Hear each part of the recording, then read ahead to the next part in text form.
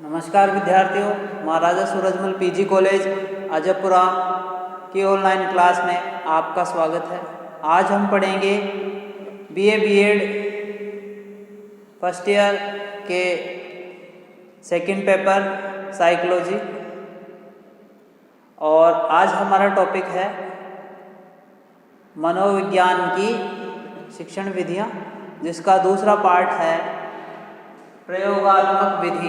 इससे पहले वीडियो में हमने पढ़ा व्यक्ति इतिहास विधि, जिसको केस स्टडी या केस स्टडी भी कहा जाता है। आज हम चर्चा करेंगे प्रयोगात्मक विधि के बारे में। इसको एक्सपेरिमेंटल मेथड भी कहते हैं। प्रयोगात्मक, जैसा कि शब्द से ही पता चल रहा है कि ये प्रयोग से संबंधित है, तो प्रयोगात्मक विधि जो है वो एक वैज्ञानिक विधि है। इसमें प्रयोगकर्ता सदैव कुछ न कुछ नवीन खोज कर और उससे ज्ञान प्राप्त करने की कोशिश करता है। जिस प्रकार से विज्ञान में जो प्रयोग करता है वो प्रयोग करता है और एक नवीन ज्ञान की प्राप्ति के द्वारा एक नया ज्ञान उसको हासिल होता है। प्रयोगात्मक विधि का उद्देश्य विभिन्न घटनाओं के बीच नियंत्रित दशाओं में प्रक्रियात्मक संबंधों का पता लगाना है, जिससे कोई घटना किन किन परिस्थितियों में घटित होगी, इन संभावनाओं का पता लगाया जा सके। प्रयोगात्मक विधि प्रयोग व प्रयोगशाला पर आधारित है। इस विधि में कोई घटना किन किन परिस्थितियों में घटित होगी वह इन संभावनाओं का पता लगाया जा सकता है। प्रयोगात्मक विधि को कुछ विद्वानों ने परिभाषित किया है, जिनमें जॉन डब्ल्यू बेस्ट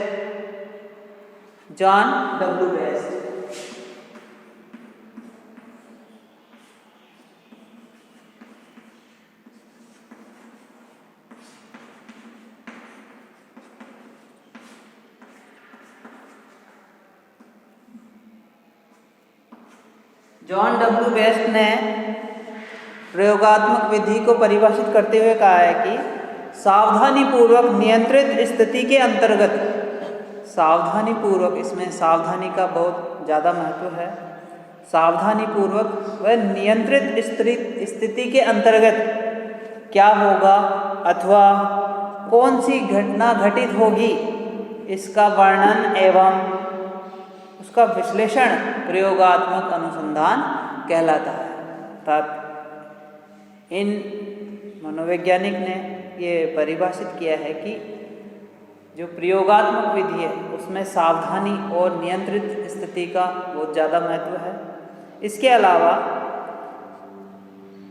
कौन सी घटना होगी, वह किस प्रकार से घटित होगी, इसका वर्णन व विश्लेषण करना अनुसंधान या प्रयोग कहलाता है। अगले विद्वान है फेस्टिंगर।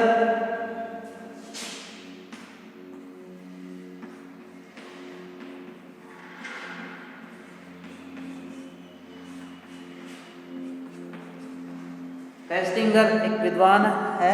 उन्होंने प्रयोगात्मक विधि को परिभाषित करते हुए कहा है कि मूल रूप से प्रयोग की व्याख्या, उन्होंने प्रयोग की व्याख्या के माध्यम से प्रयोगात्मक विधि को समझाने की कोशिश की है और कहा है कि मूल रूप से प्रयोग की व्याख्या स्वतंत्र चर के हस्तांतरण से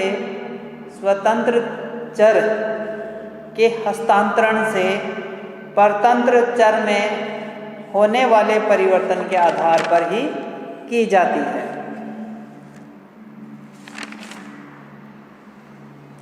ये प्रयोगात्मक विधि की कुछ परिभाषाएं रही। अब हम पढ़ेंगे प्रयोगात्मक विधि के सोपान।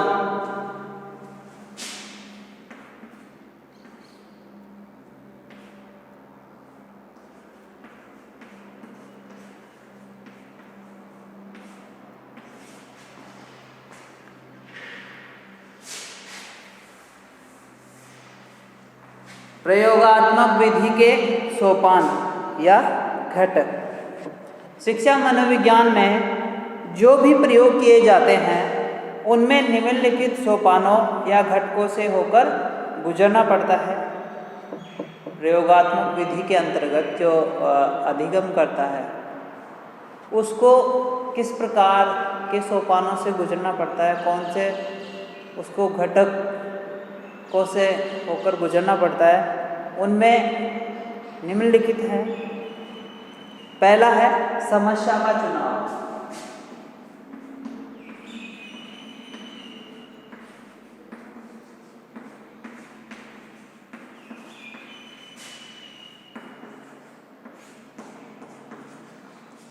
समस्या का चुनाव ये इसका पहला घटक है। प्रयोगात्मक विधि में किसी समस्या का चुनाव किया जाता है। कोई व्यक्ति या विद्यार्थी या बालक या अनुसंधानकर्ता या प्रयोगकर्ता कोई प्रयोग कर रहा है तो उसके सामने जब तक कोई समस्या उत्पन्न नहीं होगी तब तक वो इसके बारे में जानने के लिए प्रेरित नहीं होगा। तो सबसे पहले जो अधिगम करता है, प्रयोग करता है, वो समस्या का चुनाव करता है। और उदाहरण के लिए देखिए, चाय का अध्ययन और स्वास्थ्य पर उसके क्या प्रभाव पड़ते हैं, ये समस्या का चुनाव हो गया।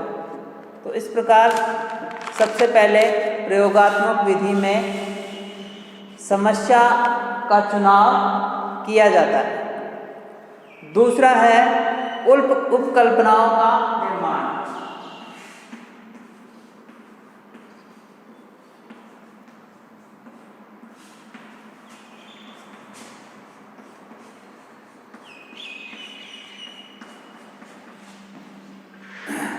उपकल्पनाओं का निर्माण।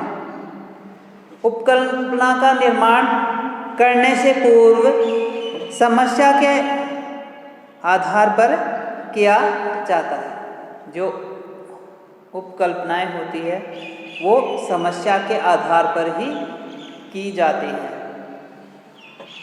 जिस प्रकार से उदाहरण के लिए चाय के पीने से अध्ययन व शारीरिक स्वास्थ्य का ह्रास होता है। पहले हमने समस्या का चुनाव किया कि चाय, उसका अध्ययन व उसके क्या प्रभाव पड़ते हैं, ये समस्या का चुनाव हो गया। और उपकल्पना का निर्माण करते हुए उदाहरण के लिए चाय पीने से अध्ययन एवं शारीरिक स्वास्थ्य का ह्रास होता है। इस उपकल्पना की जांच प्रयोग के द्वारा की जाएगी कि चाय पीने से शारीरिक हानि होती है, शारीरिक ह्रास होता है। इस समस्या का पता लगाने के लिए प्रयोग किया जाएगा। तो जो प्रयोग होगा वो उपकल्पना के निर्माण के बाद ही किया जाएगा। तीसरा है स्वतंत्र चर तथा आश्रित चर को अलग करना। प्रयोग में क्या होता है? स्वतंत्र चर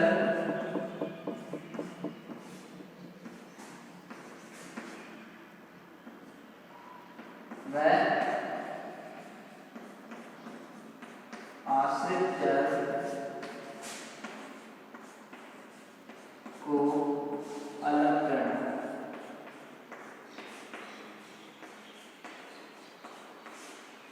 अलग करना। स्वतंत्र चर तथा आश्रित चर को अलग करना। इसमें स्वतंत्र चर चाय है। चाय जो हमने उदाहरण के तौर पर चाय व उसके क्या प्रभाव पड़ते हैं ये समस्या चुनाव किया। उसके बाद में हमने उपकल्पना का निर्माण किया कि चाय पीने से शारीरिक स्वास्थ्य का ह्रास होता है और प्रयोग किया। और उसके बाद में जो स्वतंत्र चर है अर्थात चाय व आश्रित चर, शरीर पर या स्वास्थ्य पर पड़ने वाले प्रभाव, इन दोनों को अलग करना, ये प्रयोगात्मक विधि के अंतर्गत तीसरा सोपान है। मनोवैज्ञानिक प्रयोगों में दो प्रकार के चर होते हैं और उन दोनों का ही महत्व होता है, चर स्वतंत्र चर व आश्रित चर। और उपयुक्त समस्या में चाय स्वतंत्र चर है, क्योंकि उसके प्रभाव का ही अध्ययन किया जाता है, तो वो स्वतंत्र चर हो गया। और अध्ययन एवं शारीरिक स्वास्थ्य, अध्ययन एवं शारीरिक जो स्वास्थ्य है वो हो गया आश्रित चर, तो इनको अलग अलग किया जाता है। पोस्टमैन व ईगन, ये वैज्ञानिक है, इनके अनुसार चर वह लक्षण एवं गुण है जो विभिन्न प्रकार के मूल्य ग्रहण कर लेता है। इसमें चर के बारे में परिभाषित करते हुए कहा है कि चर वह लक्षण एवं गुण है जो विभिन्न प्रकार के मूल्य ग्रहण कर लेता है। जैसे कि चाय एक स्वतंत्र चर है, उसके स्वास्थ्य पर पड़ने वाले जो प्रभाव है, हानिकारक प्रभाव है, वो आश्रित चर कहलाएंगे। अर्थात स्वतंत्र चर ने एक नया मूल्य ग्रहण कर लिया है। अगला है नियंत्रण।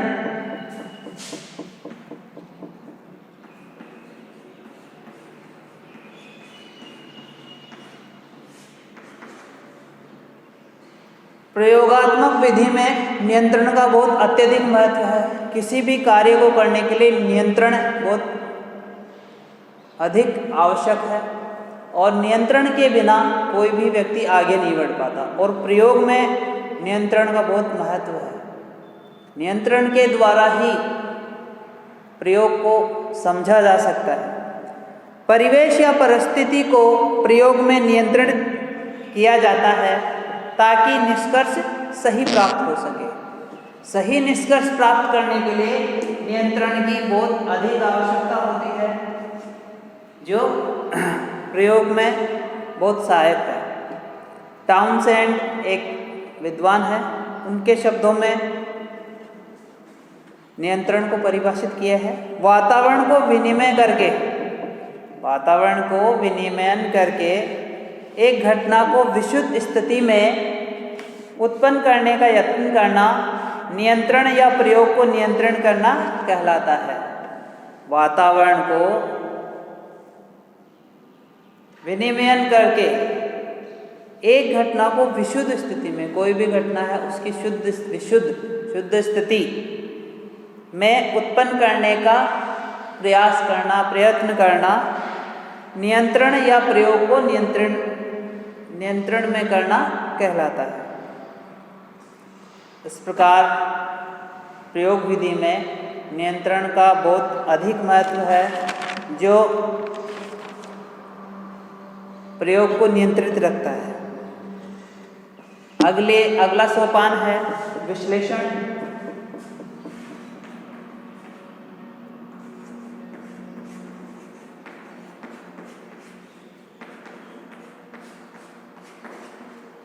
नियंत्रण के बाद जो स्थिति उत्पन्न हुई है, उस स्थिति को समझने के बाद जो निष्कर्ष निकलता है, और इन चारों सोपानों की पूर्णता के बाद जो निष्कर्ष निकलता है उसको बोलते हैं विश्लेषण। कोई प्रयोगकर्ता किसी समस्या का चुनाव करके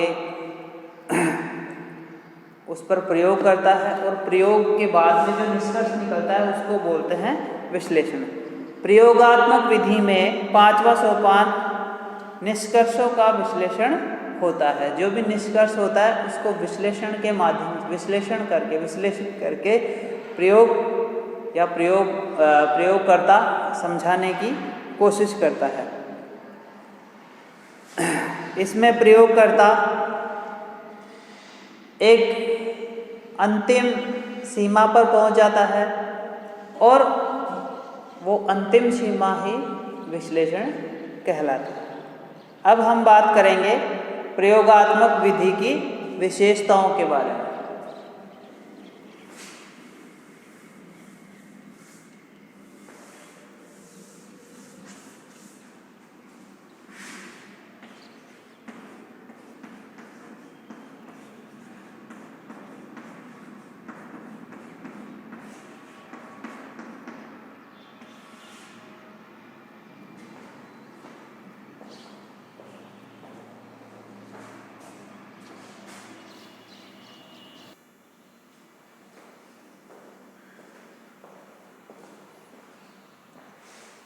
अब हम अध्ययन करेंगे प्रयोगात्मक विधि की विशेषताओं के बारे में। प्रयोगात्मक विधि की विशेषताओं में हम चर्चा करेंगे। पहली विशेषता है प्रयोगात्मक विधि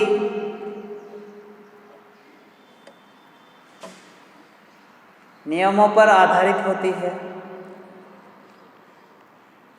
जेस मिल के अनुसार जो प्रयोगात्मक विधि है वो जेएस मिल के एकल चर के नियम पर आधारित है। मिल के नियमानुसार यदि दो स्थितियां पूर्णतः समान होती हैं तथा एक में एक तत्व को बढ़ाया या घटाया जाता है परंतु दूसरी स्थिति में अपरिवर्तनीय रहती है। उनके अनुसार दो स्थितियां पूर्णतः समान होती हैं तथा एक में एक तत्व को बढ़ाया घटाया जाता है परंतु दूसरी स्थिति में अपरिवर्तनीय रहती है। ऐसी स्थिति में यदि कोई अंतर उत्पन्न हो जाता है तो बढ़ाए गए या घटाए गए तत्व की क्रिया का परिणाम होता है। अर्थात जो प्रयोगात्मक विधि है वो जेएस मिल के एकल चर के नियम पर आधारित है।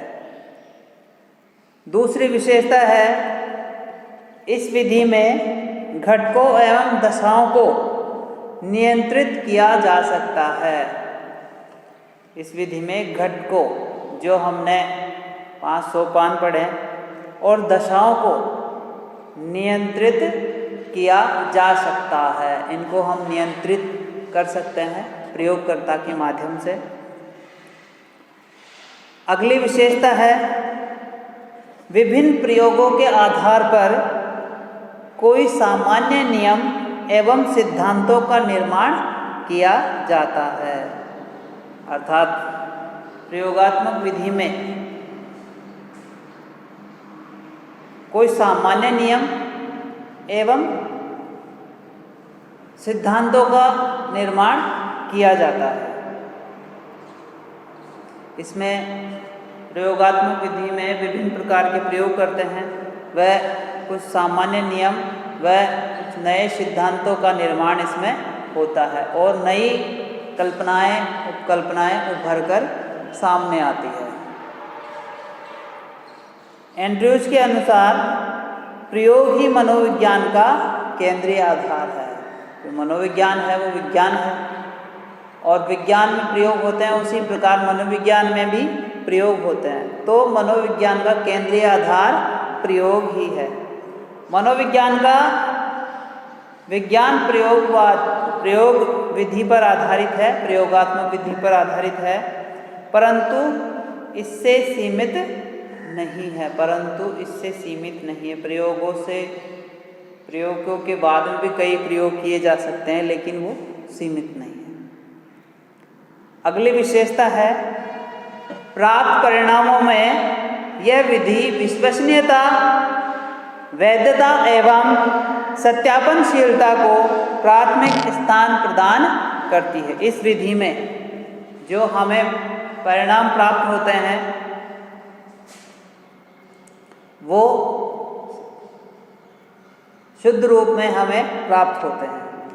यह विधि विश्वसनीयता, वैधता व सत्यापनशीलता को प्राथमिक स्थान देती है। इस विधि में कही हुई बात पर विश्वास न करके करी हुई बात पर विश्वास किया जाता है। किसी प्रयोग के माध्यम से किसी की कही हुई बात की पुष्टि करने पर ही इस विधि में किसी तथ्य को सत्य माना जाता है। अर्थात इसमें सत्यापनशीलता को भी महत्व दिया गया है। अगली विशेषता है प्रदत्त संकलन में यह विधि वस्तुनिष्ठता का महत्व प्रदान करती है। इसमें जो संकलन प्राप्त होता है यह विधि वस्तुनिष्ठता का महत्व प्रदान करती है। अब हम बात करेंगे प्रयोग विधि की सीमाएं।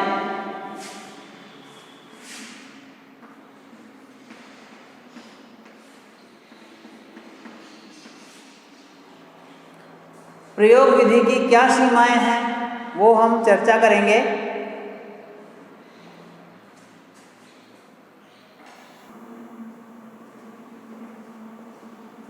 प्रयोगात्मक विधि की कुछ सीमाएं हैं।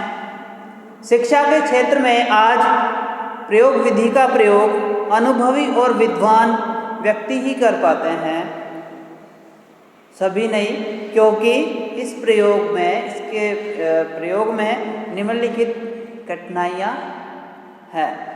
वो कठिनाइयाँ क्या हैं वो हम बिंदुवार अध्ययन करेंगे। इसमें बताया गया है कि जो प्रयोगात्मक विधि है उसका प्रयोग विद्वान व्यक्ति ही कर पाते हैं, सभी नहीं कर पाते, क्योंकि इसमें बहुत सारी कठिनाइयाँ हैं। वो कौन सी कठिनाइयाँ हैं, वो कौन सी सीमाएं हैं जो प्रयोग विधि की हैं, आइए देखते हैं। सबसे पहले है प्रयोग स्थल की कठिनाई।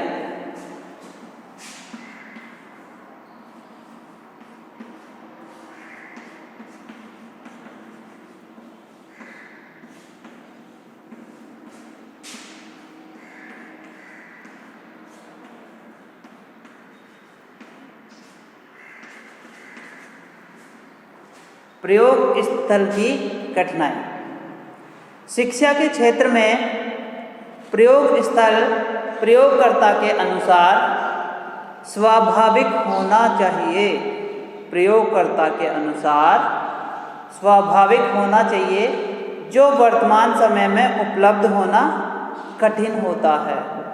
अर्थात शिक्षा के क्षेत्र में जो प्रयोग है, प्रयोग स्थल है, वो प्रयोगकर्ता के अनुसार नहीं बैठते हैं। कुछ प्रयोग स्थल ऐसे हैं जहाँ पर प्रयोग करने में असमर्थता महसूस होती है। जैसे हम किसी अपराध प्रवृत्ति के व्यक्ति का हम अध्ययन करना चाहें तो या तो हम अपराध स्थल पर जाएं या उस व्यक्ति में अपराध प्रवृत्ति, तो ये प्रयोग स्थल हमें आसानी से प्राप्त नहीं होते, इसलिए प्रयोग स्थल की कठिनाई इसमें है। दूसरा है प्रत्यक्ष अवलोकन की कठिनाई।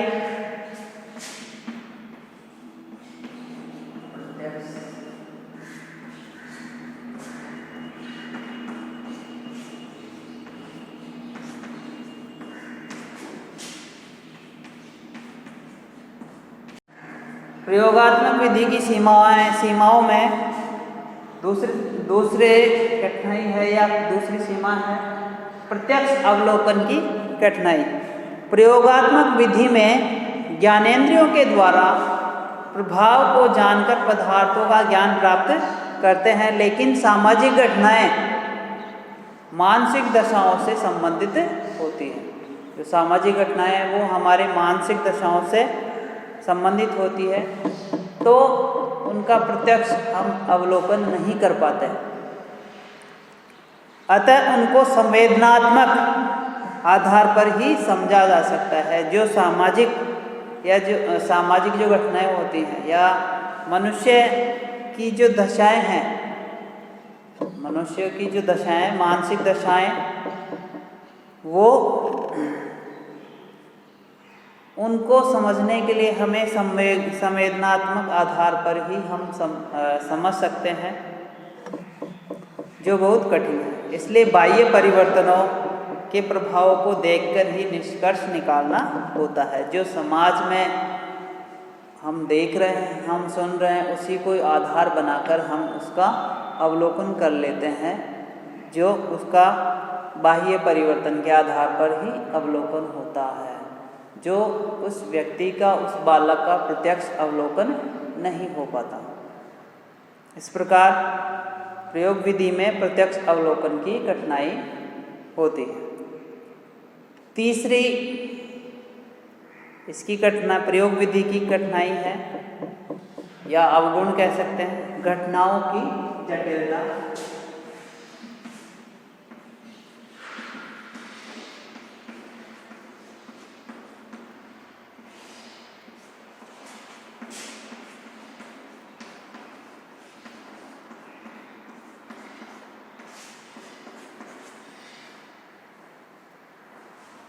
प्रयोग विधि का तीसरा अवगुण, सीमाएं या कठिनाई है घटनाओं की जटिलता।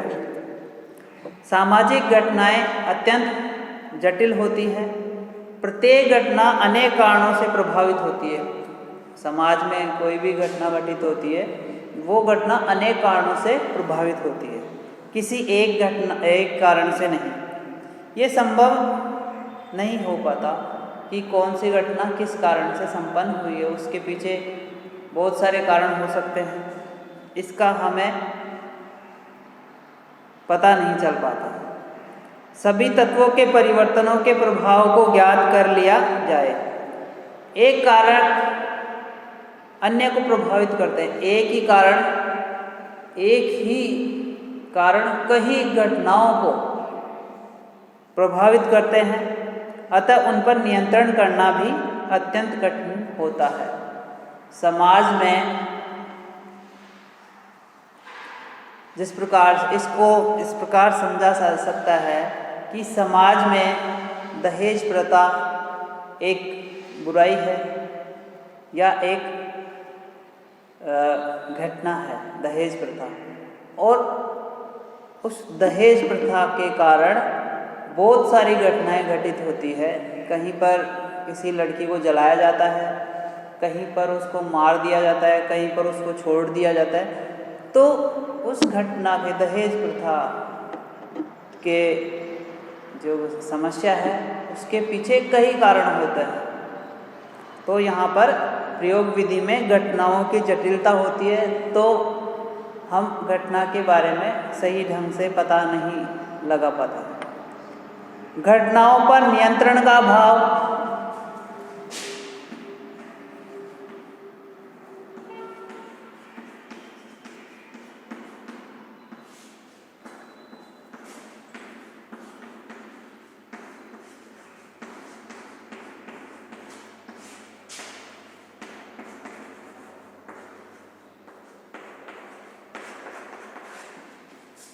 घटनाओं पर हम सही ढंग से नियंत्रण नहीं कर पाते।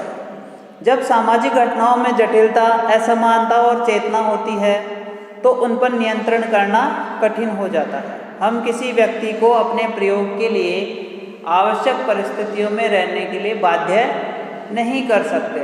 इस प्रकार से दहेज प्रथा पर कोई सर्वे किया जाए तो हम उस व्यक्ति को अपने परिस्थितियों के अनुसार रखने के लिए बाध्य नहीं रह सकते, वो स्वतंत्र होता है। इस प्रकार कहा जा सकता है कि जो भी समाज में घटनाएं होती है उन पर नियंत्रण का अभाव होता है, इसलिए हम उस पर प्रयोग नहीं कर पाते। अगले प्रयोग विधि की जो विषमताएं हैं, जो अवगुण है, वो है मानव की चेतन प्रकृति।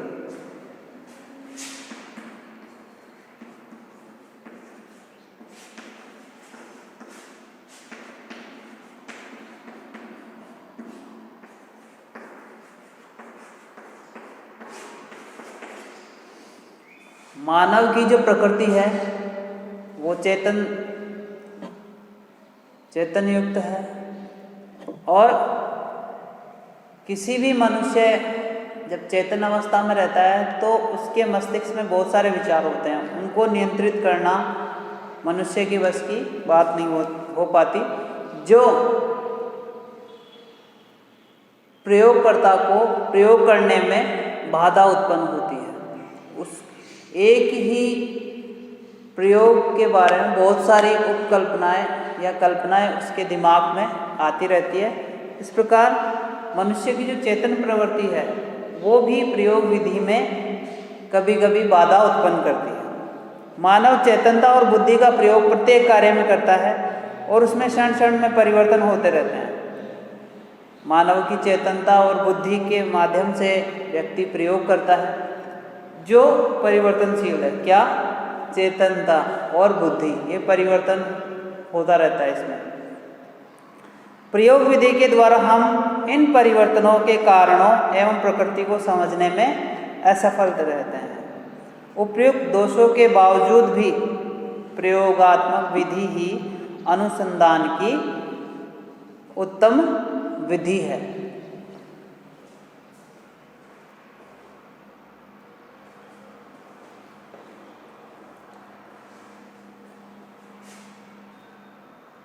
मनोविज्ञान के क्षेत्र में बहुत बड़े विद्वान हैं, प्रसिद्ध विद्वान हैं स्किनर, B.F. स्किनर। उन्होंने प्रयोग विधि को समझाने का प्रयास किया है। उनके अनुसार, स्किनर के अनुसार, कुछ अनुसंधानों के लिए प्रयोगात्मक विधि को सर्वोत्तम विधि समझा जाता है। कुछ अनुसंधानों के लिए इन्होंने कुछ अनुसंधान में कुछ खोज बताए हैं कि उन खोजों में या उन अनुसंधान के लिए प्रयोगात्मक विधि को सर्वोत्तम विधि समझा जाता है। ये B.F. स्किनर ने अपने विचार प्रस्तुत किए हैं। और प्रयोगात्मक विधि में इतने अवगुण होने के बावजूद भी ये अनुसंधान के लिए सर्वोत्तम विधि है। किसी व्यक्ति को समझने, उसके व्यवहार को समझने के लिए प्रयोग किए जाएंगे और ये प्रयोग विधि अनुसंधान के लिए सर्वोत्तम विधि मानी जाती है। अगले अध्याय में हम बात करेंगे शिक्षा मनोविज्ञान का अर्थ, वह इसकी प्रकृति, उसके क्षेत्र, वह मनोविज्ञान का शिक्षा में महत्व। आज के लिए इतना ही। धन्यवाद।